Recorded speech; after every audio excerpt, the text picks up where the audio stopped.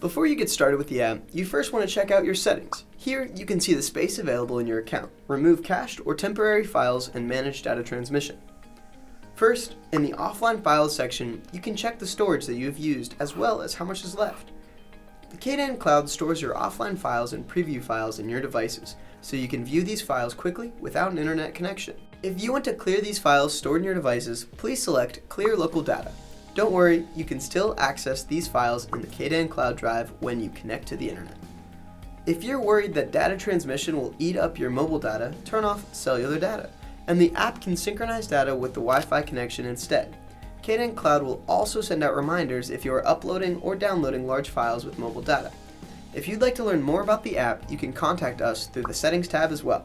We encourage users to contact us via the in-app support system, as it is the fastest way for us to receive feedback.